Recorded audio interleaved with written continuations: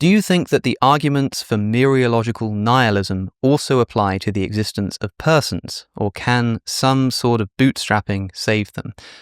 Okay, to anybody who's new here, Mereological nihilism is the view that there are no such things as parts. So the way that this expresses itself generally is the idea that distinctions between objects, like this glass of water that I've got in my hand and the table that my computer is sat on right now, the only distinction between those things is a mental distinction that I make. There's no real distinction between them. Now, granted, that sounds insane, but here's how to think about it. When did this glass of water begin to exist? Well, that's kind of impossible to say. Like, you don't know when this cup was manufactured, but at some point, this cup did not exist, and then it did exist, whenever that happened to be. But no new matter was actually created. Right, whenever this cup was made, it's not like new matter came into existence. Matter doesn't pop into existence or out of existence, except I suppose when it's exchanged with energy. And so what actually happened here?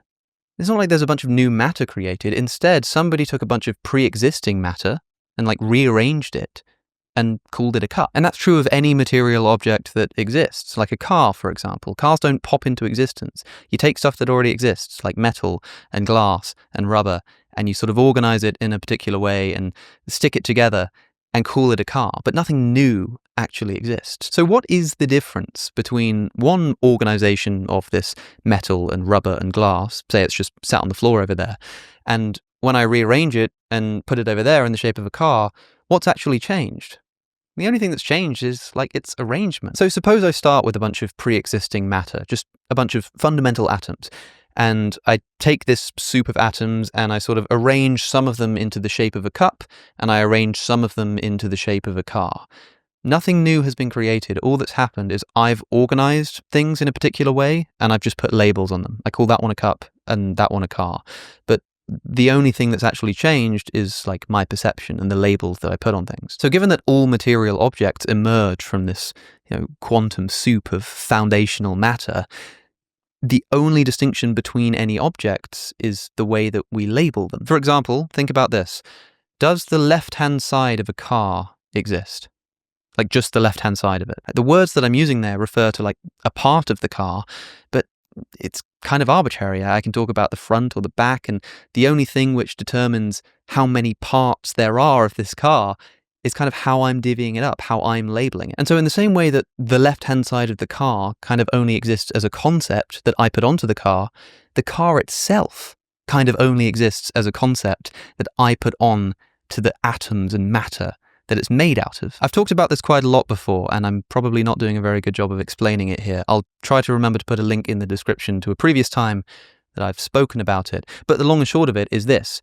There is no real distinction between objects. There are only mental distinctions. So the questioner here is asking whether this line of thinking also applies to persons, to people. Now, this to me is incredibly interesting because despite everything I've just said about atoms and arrangements, it does seem to me that people really are distinct. It seems like my mind is distinct from your mind. I have thoughts that you don't have access to.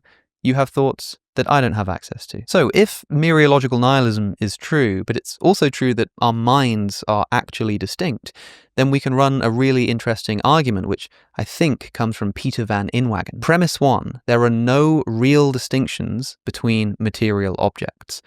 Premise 2, minds are really distinct.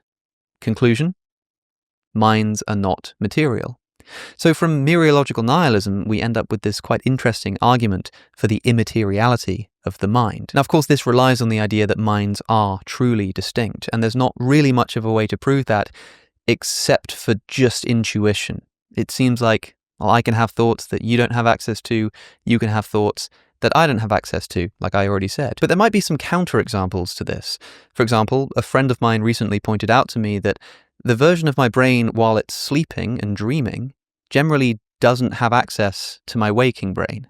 It doesn't know that it's asleep. When I wake up, I can remember that part of my brain. I can remember the dream that I've had, at least sometimes. But when I'm in the dream, I seem to lose access to the other version of my brain while it's waking. But it's the same brain.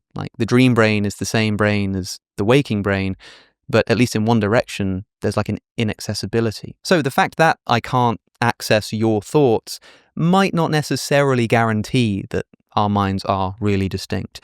And of course, it's worth pointing out that a lot of people experience something called ego death, especially under the influence of heavy doses of psychedelics. People report sort of losing their sense of self. They feel more connected with other people. They start to feel like all is one and that we're all kind of the same person. Like that kind of experience does happen, and people do experience that. And so for all the intuition that I have that our minds are distinct, if I was taking a hero dose of LSD right now, I might have an equally forceful intuition that our minds are actually the same thing, man. So whether mereological nihilism applies to the existence of persons is an open question, but hopefully something interesting to think about.